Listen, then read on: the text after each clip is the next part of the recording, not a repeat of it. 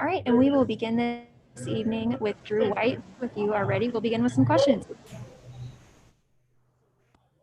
All right, and our first question will be from Adam Darengowski of WSBT. Hey, Drew. Just curious, could you give us some insight from a player's perspective on just what these last couple of weeks have been like, both in dealing with all of the setbacks and how good does it feel to finally get back to playing football? I mean, anytime after a break, it feels great to get back on the field with the guys. I mean, it's my favorite part of the year. It's my favorite part of the day is practicing, going around and having fun with the rest of the guys on the field. And so it's been great getting back out, flying around, having fun, having a lot of energy. Everyone's excited to be out here and be back to playing football. I mean, we've waited so long. I mean, we've waited since the end of last season. So, I mean, really to get going, and we're back and we're going, full tilt, and we're excited. All right, our next question is from Tyler James of the South. Hey, Drew, as weird as these last couple of weeks have been, you guys, I guess, have some experience of trying to work out on your own from earlier back in the spring. Were there any lessons or tips from back in March, April, or May that came in handy this time around?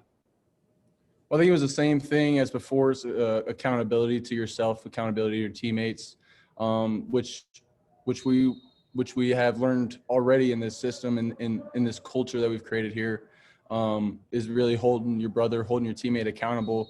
And that was really emphasized over, the actual quarantine over March, when we were all home and having, player-only Zoom meetings, sending in videos to your teammates and friends or SWAT leaders to hold yourself accountable, make sure you're working out every day. And that just kind of, flowed into the little hiccup we had here. It was the same thing. Feel like we didn't really miss a beat. I had full faith and trust in all my guys. I knew what everyone was doing. I knew everyone was doing the right thing. So, it was just kind of, right back to normal, or really the abnormal, but right back to where we left off in the quarantine in March and April. And we'll move next to Matt Freeman. Hey, Drew. Can you kind of talk about your relationship with Asante Samuel, and have you guys talked at all this week? Yeah, so I stay in close contact with Asante throughout the year, especially football season. I hit him up all the time, ask him how things are going, or whether I saw him make a big play. So yeah, I talked to him last week, told him I was excited to have him get up here in South Bend like 2 years ago, but it's a little bit warmer this time, which I'm sure he's a little bit excited about. But man, Asante's a great player. I'm excited to see him.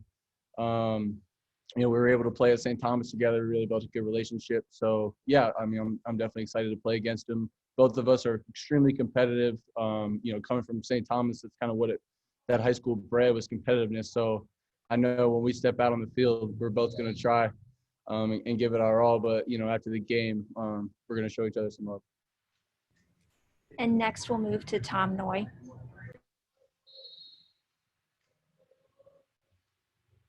And Tom, I believe you're muted.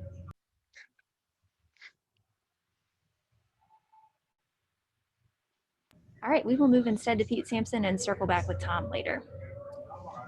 Drew had a couple of questions. One, I was curious you'd sort of give us some insight on what the scrimmage was like Sunday. BK was talking about, getting tackling back, speed of the game back. That was one of his big concerns. How did that go for the defense? And also for you personally, kind of working with three different Buck linebackers, whether that maybe that's a challenge, maybe it's not, but what has that process been like as you tried to really bring along three different guys in the first month of the season? Yeah, so for myself and, I guess speak on the rest of the defensive guys, we were really excited about Sunday. Obviously, we wanted to get back to playing some football. So whenever, as a defense player, whenever you can tackle, that excites you. So it's definitely, again, like I said before, high energy. Everyone was flying around, getting the ball. It really acted like we didn't miss a beat. So it was great going out there Sunday and having a good day. And then what was the second question? Regarding having three Buck linebackers. Yeah, so our linebacker room is stacked. We have the most depth I've ever seen while being here. I don't think any other country has as much depth at the linebacker position as we do either. So any of those bucks that line up, any of the Mikes that line up are going to be able to take control of the defense, get everyone lined up, play hard, play fast, and get to the ball. So, I mean, full trust. And we've been able to rotate throughout practice and even games to where I feel like me, myself, I have a great chemistry with all the guys, no matter who I line up with. I'm excited to look out and see the guy next to me, whether, whoever it is, all the guys in the linebacker room. We will move next to Tim Priester.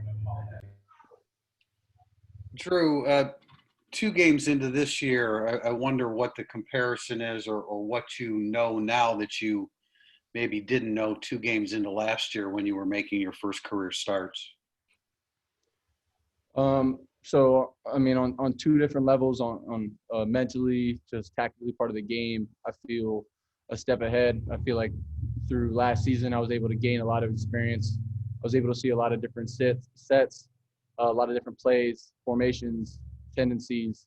So I'm building that, into my game now, and I feel extremely comfortable on the mental side. So that's 1. And 2, physically, being able to have a full off season of, staying healthy and being able to train and lift and run without any hindrances, I think has brought up my physical capability up as well. So I'm excited about both those things, and I'm excited to display it, through the season.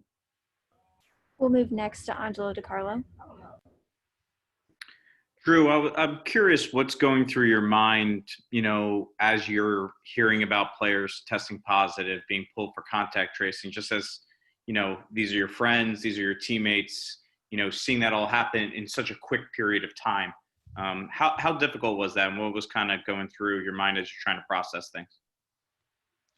I really think through all of this, I've just relied on what I've been doing since I've gotten to Notre Dame, and that was to control what you can control. In this type of environment, in a big, prestigious college with big academics, big athletics, there's so many things that can challenges and obstacles with injuries too, like that can be thrown at you, and it's just how you respond. So as a team and just myself, I'm coming to the Goog every day with the mindset to get better. And controlling what I can control. I can't do anything about this virus. I can't, that stuff is out of my control. So, really my mindset is, what can I control? What can I do to put myself in the best position for the team and for my future, to win the national championship. We'll move next to Andrew Mentok. Hey, Drew. I noticed, in 2 games already this year, I think Pro Football Focus has you with as many quarterback pressures as you did all of last season. Is that something that's just kind of an adjustment to the game plan and how you're being used, or are those specific skill sets that you've worked to improve upon, or I guess both? Yeah, I want to be careful. Like, I feel like you can read into stats and all the lines a little bit too much sometimes, and start to analyze stuff that's not really present. But on the other hand, I do feel like as a linebacking unit and as a defense, we become more aggressive, and I think that stems from having extreme comfort in the game plan, and having guys, not have to worry about guys being in the wrong spots or not getting lined up with a true veteran defense. I feel like we can apply way more pressure and aggressiveness to our game plan. We will circle back to Tom Noy. Tom, if you are able. I am able. Thank you very much. Hey, Drew, being a Florida guy and playing high school down there, what was the aura of Florida State football growing up, and how closely did you follow that program? Yeah, I mean, growing up down in Florida, you had the 3 major Florida schools, UF, FSU, and Miami. So I know a lot of guys that go to all 3 of those schools. I really grew up, kind of a Miami fan, just because of the close proximity. But man, I mean, the Seminoles, Florida State, they have a great program. I mean, I think the whole country knows. I think everyone in Florida knows. They have a really good program. They got a lot of big athletic dudes. And so they're a good team. And when they come up to South Bend this weekend, they're going to bring everything they got. I mean, they're not coming up to South Bend expecting to lose. So, I mean, we have to come out and start fast. And we will end today with loose emoji. Hello, Drew. Just was wondering, are you still majoring kind of with your eyes on medicine in the future, and what kind of challenge that's been like with classes and balancing the football aspect of it, and what classes are you involved in right now? Yeah, so I'm in a science business major is what it's called. So it's pre-med and business mixed. It's pretty much what it is. And yeah, so it's been tough. I think it's molded me into a great person while I've been here. It's tested me, my discipline and me academically. So I'm pretty much passed all of my hard classes. So that was good to be done. I got physics 2 out of the way last semester. So that was my big one to get out of the way. And now I just got some science electives left this semester and next semester. So I'm excited about that. All right, and we will wrap it up there, Drew. Thanks so much. Thank you.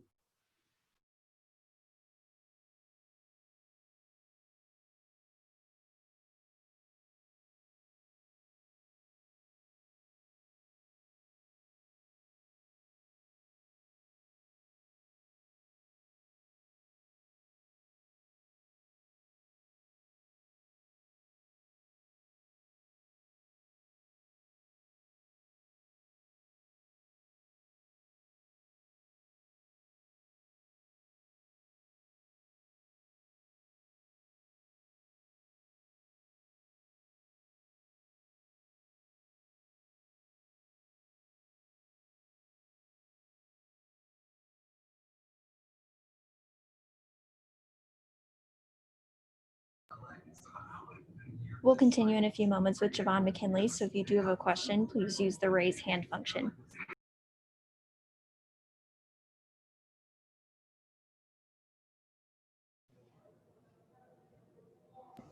All right, Javon, and we will go ahead and get started. Our first question is from Patrick Engel. Okay. Hey, Javon. Coach Kelly talked earlier about in the season about your contributions as a blocker. What do you think has really made you excel in that area and make strides there and to have the impact you have?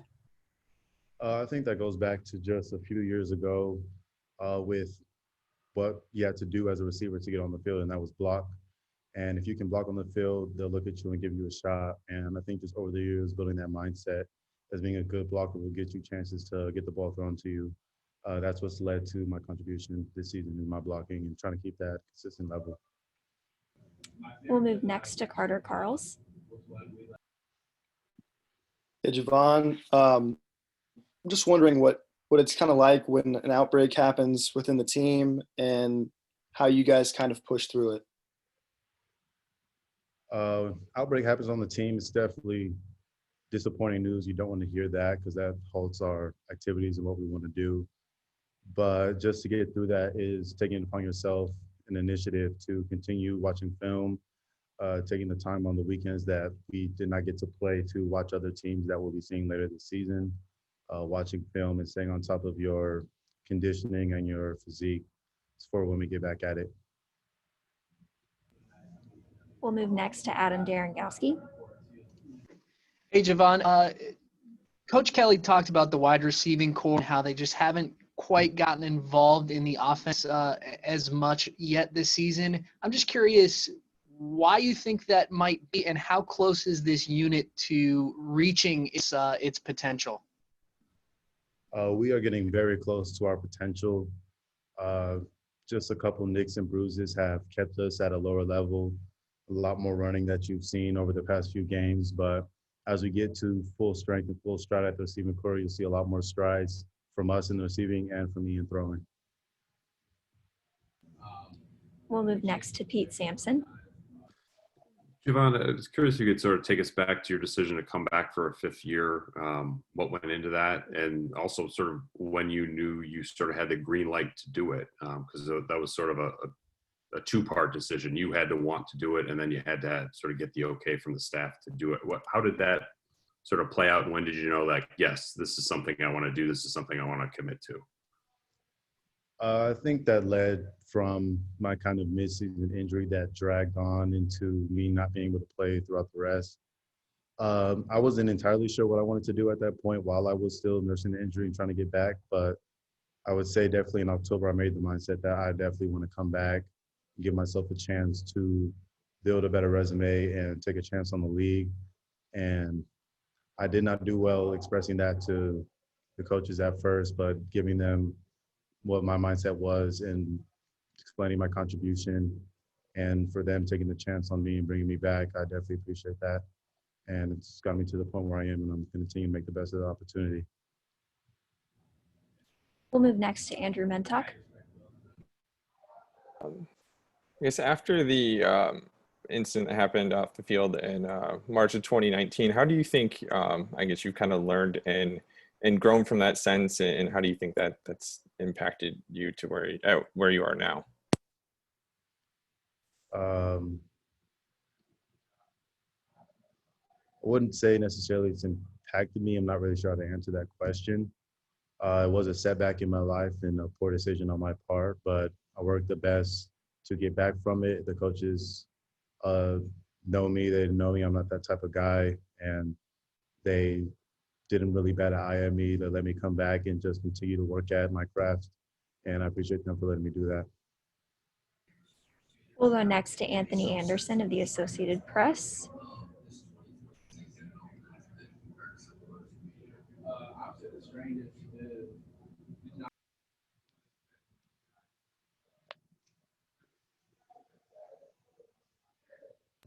And Anthony, if you'd like to go ahead and ask your question.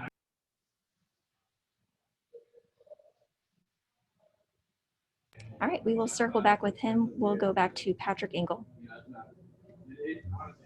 Hey, Javon, I wanted to follow up on the fifth year kind of just aspect of that.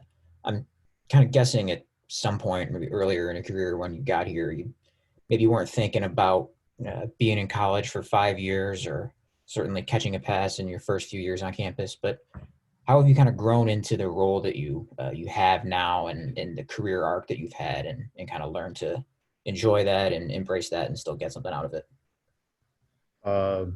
Big part of that is embracing your role, coming in, not getting the time I wanted, not doing the best that I could, maybe in practice and consistency, the number of injuries I've had while I was here. Definitely makes you consider the opportunities that you have and when you have them and when you're not going to have them. And throughout the years, if it was going to be scout, then I was going to do the best I could on scout to get the defense ready.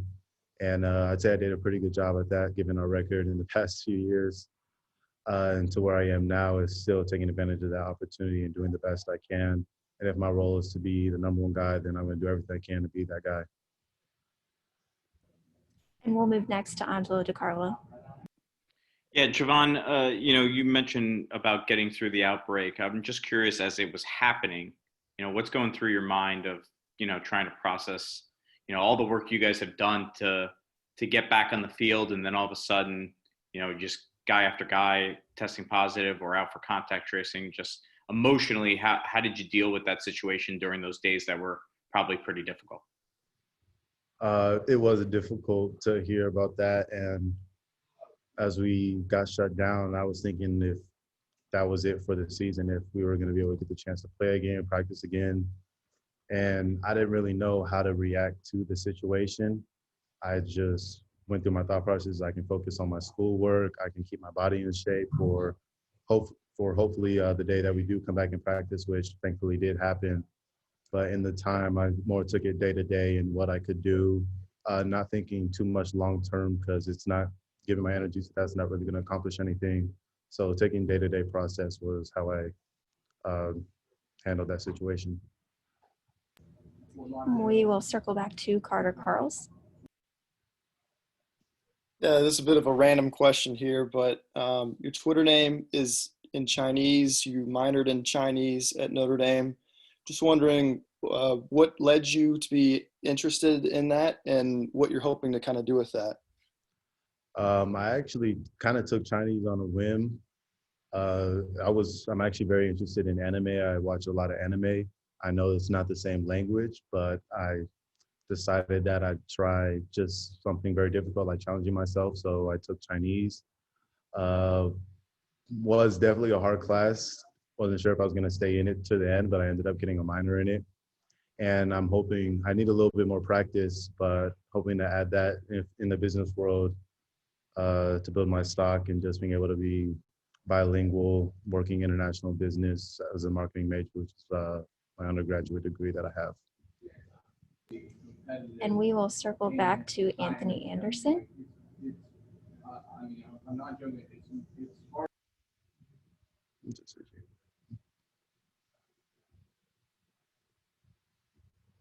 And Anthony, if you are able to ask a question, we'd love to hear it. If not, you can always chat it to us as well.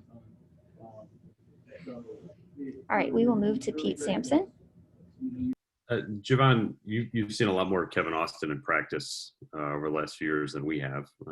So as he sort of gets ready to play for the first time in a couple of years, like what kind of receiver does Notre Dame have in him? How is he maybe a little bit different than the other guys in your room? Similar build as me, explosive guy, fast guy. You're looking at someone who can take on the ball, take a short route, get a few yards after it. Definitely an explosive player. You can see a lot of great things coming out of him next few games as he gets into it. And we will wrap it up with Patrick Engel. Hey, Javon, kind of one more on your high school career and whatnot. Coming in after all the things you were able to do in high school, what was it like just kind of coming into this opportunity? I mean, did you feel any pressure? How'd you handle the expectations and everything that comes with the opportunity you got to play at Notre Dame? Are you talking about the transition from my senior year to my freshman year or the overall transition? Both, but mainly from high school to college. There definitely was a little bit of pressure being in high school, and I think the pretty good career that I had from being the number one guy and going back to square one and working away from the bottom. It took me a long time, but the transition, I definitely appreciate it. I think it built me more as a man and putting my mindset as what it takes just to be a grown person in this business of football and overall off the field in life. And yeah, that's it for that thing. All right, and we will wrap it up there. Thank you very much, Javon. No problem.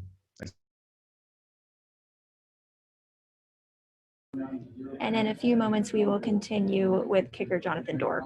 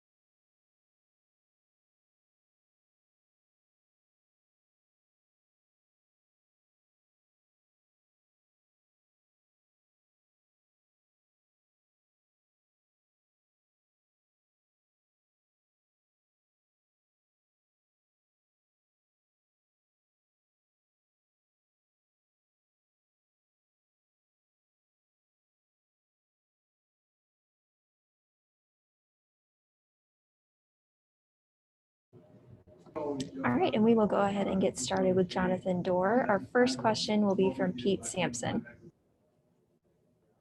Hi, Jonathan. So I think this is the first time we may have ever talked to you.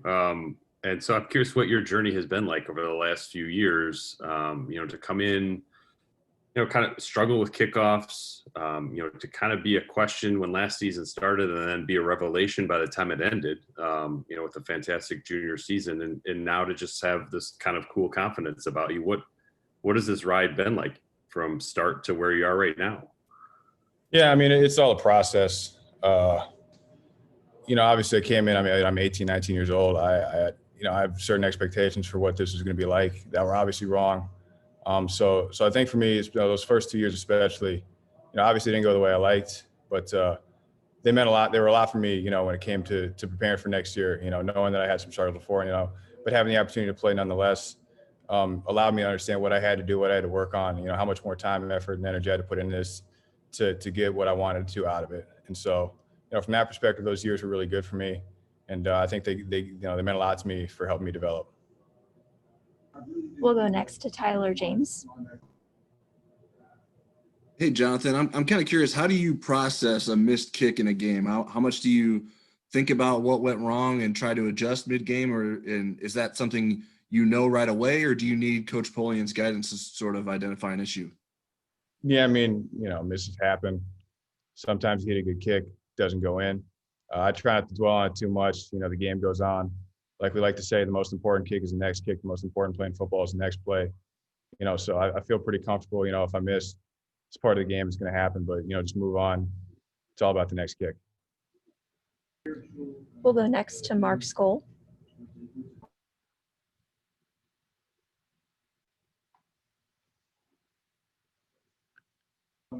And Mark, I believe you're either muted or the microphone is not on.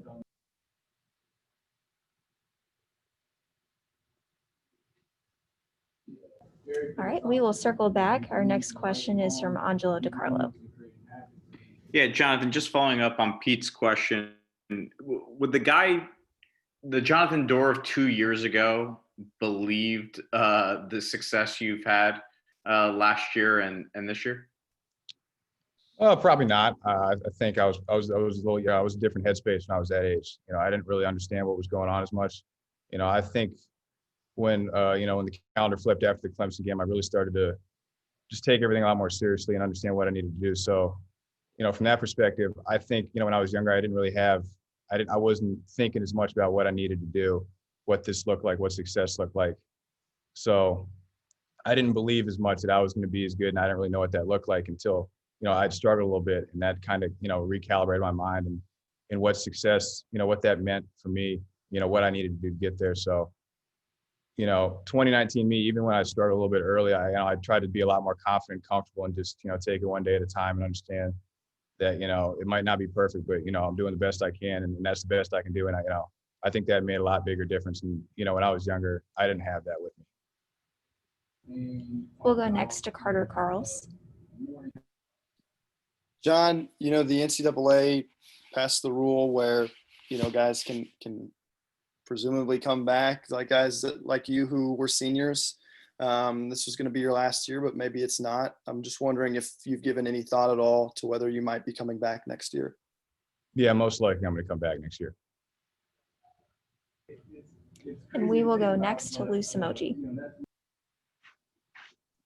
Jonathan, I think one of the things you mentioned, in addition to just maturing, you had to shorten your stride a little, because you always had the power, but it was more a matter of finesse, and the coaches worked with you because at 6'3", you have what they call the long levers there. How much did that really facilitate your improvement last year? Yeah, I think, going into my junior year, I realized I had to make a lot of technical advancements in my game if I wanted to play at the level that I wanted to and needed to. And so that just, that was just a lot of time working on a lot of fundamentals, whether it be, shortening my swing, shortening my steps, being more compact in my swing, working on ball striking, all those little things that add up to in the whole process of kicking that make a difference on Saturdays. And we will move next to Hayden Adams. Hey, John. Just seems like the relationship between a kicker and his holder is pretty important. So what's your relationship like with Bramblett?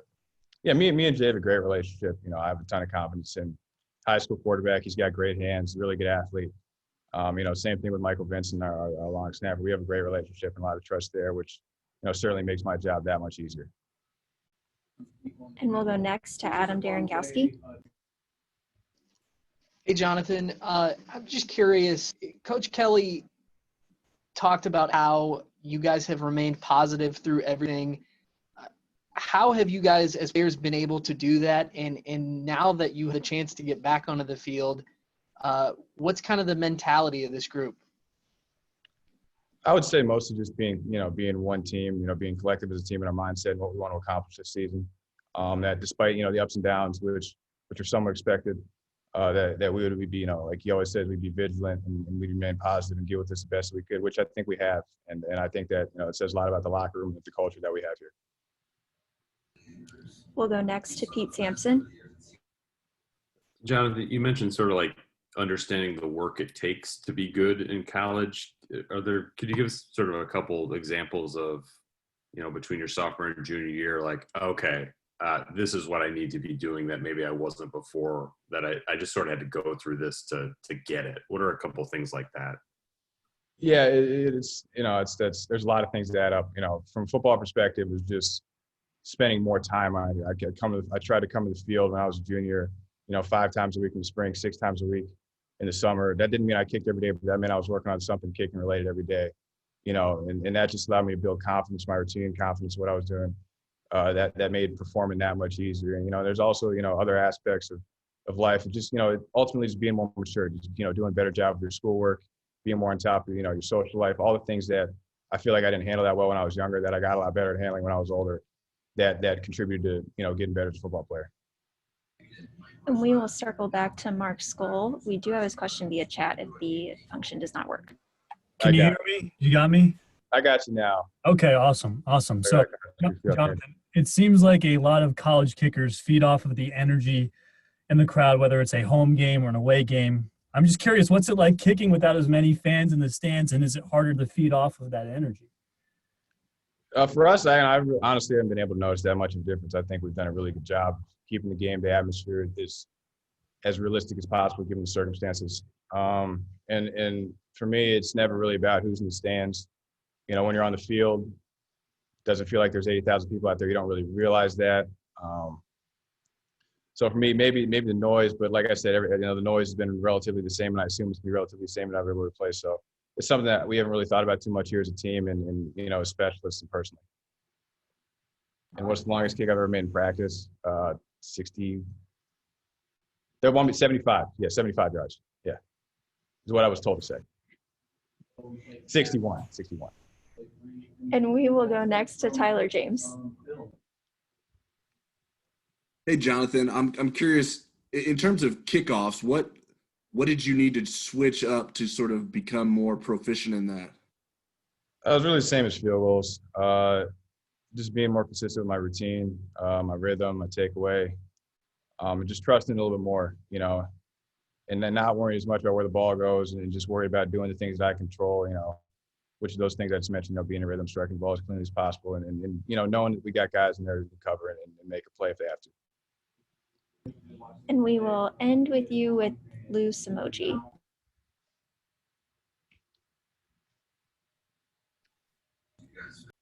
I had already asked it. I didn't hit it. All right, we will go then to end with Hayden Adams. My bad also, I forgot to lower my hand. All right, well, it looks like that is all we have for you, Jonathan. Thank you very much. Awesome. Thank you, guys.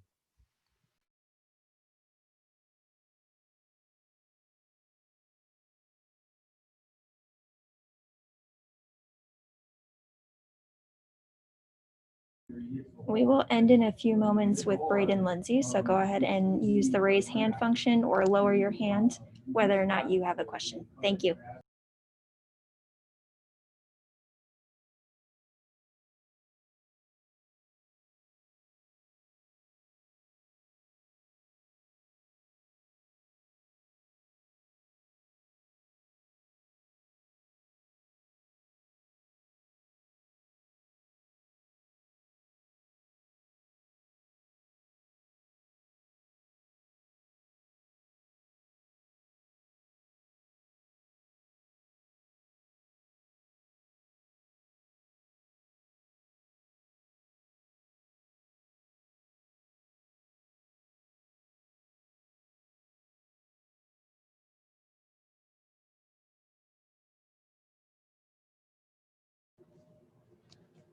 What's up? All right, we will go ahead and get started with Braden. Braden, your first question is from Patrick Engel. All right, sounds good. Hey, Braden, I know you guys as receivers have not had the loudest start to the year, but from being in the room with a lot of these guys for a couple of years and just in preseason camp, what do you feel like your guys' ceiling as a group is and what you can do when you guys start to get back healthier and get more chemistry as the season goes on with Ian? Yeah, I mean, I expect very high things. I'm not really concerned about numbers. We're 2-0. That sounds like a real good number to me. We have people coming back. This little break has gotten everyone healthy, and I expect a lot. And although not everyone's gotten too many touches in that connection with Ian yet, we've had many practices. A lot of us had years. And, I'm excited to see what's going to happen because I think with an elite quarterback in the elite group, we should have the numbers. But right now we're 2-0, so I'm not concerned at all. We'll go next to Adam Darengowski.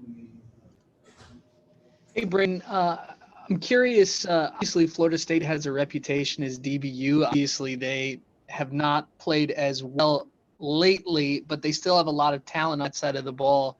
With the way you guys have been struggling as a wide receiving core, how much do you look forward to a matchup like this against Florida State? Extremely. Anytime you get an opportunity to play a football game, you should be excited. Florida State's no exception. They have some definite talent, but we aren't going into the game treating them any different. We treat every team the same, and although we are excited to get to go one-on-one with potential first-round picks. It's the same preparation like how we would any week, and we're practicing hard every day, and I expect big things from us. We'll go next to Tyler James. Hey, Braden, I'm curious, how do you feel physically right now? And sort of, I guess, how frustrating was it to sort of deal with some hamstring issues after as long of a year this has kind of been when you finally came to time to play some games? Yeah, I mean, I wouldn't really say frustrated. I got to see my friends play. We had a good win. I got to see my family, who I hadn't seen in months. It sucks not to play, but at the end of the day, we won. And I got to play the next week, so it's not the end of the world. And it was nice to suit up, but now I'm 100. I'm excited, and I'm ready to play versus Florida State. We'll go next to Tim Priester. Braden, as a sprinter, do you have to do something to guard against hamstring injuries? And secondly, wonder how old you were when you realized that you were the fastest kid on the playground at recess. Yeah, you just got to stretch, got to get treatment. No easy answer per se. I had zero hamstring stress or anything before, and it just kind of happened, and I dealt with it. And with the help of Rob Hunt, who's a phenomenal trainer, and I really appreciate everything he's done for me. Couldn't say enough to appreciate all that he's done for me. But yeah, just got to take it day by day, and that's what I did. And I came back swiftly, so I appreciate all that. And I don't know. I mean, when I was a kid, I just always felt fast. And then one day I just, I kind of realized that this could be a strength of mine. It could be used in sports to my advantage. And yeah, and here I am now. And, I'm still fast, and I really appreciate that. Thanks, Mom and Dad, for the genes. We'll go next to Hayden Adams. Hey, Braden, two quick things. One, what went into the change to number 0? And two, after Javon told us he's into anime, do you guys bounce shows off each other? See, I like this guy. He can ask me any question he wants. These are great questions. So I switched to 0. Just more like a kind of like pride thing. When I looked at 25, it just kind of reminded me of kind of who I was in like high school and early on in college, like just a sprinter, just kind of like a runner, track out playing football. And I thought getting like a single digit number would kind of make me feel more like a true receiver, which I feel like that's what I've developed into. And, no one's ever worn it before. So on the cool side of it, I thought it'd be cool, to be honest. And I'm from Oregon, 0, Oregon, similar. and anime. This is what I like. So yes, me and Javon have been talking. The fall anime season just dropped this last week. Very excited. We talk about it almost every single day. He's not as much of a weeb as me, but I do appreciate his love of the culture. We will go next to Anthony Anderson.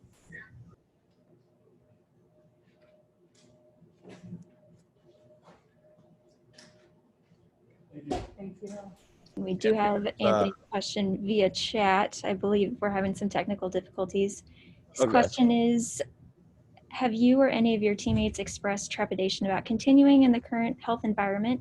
And is there any feeling within the team that you're not being sufficiently careful, or is it more of an understanding that there are going to be outbreaks no matter how careful you are?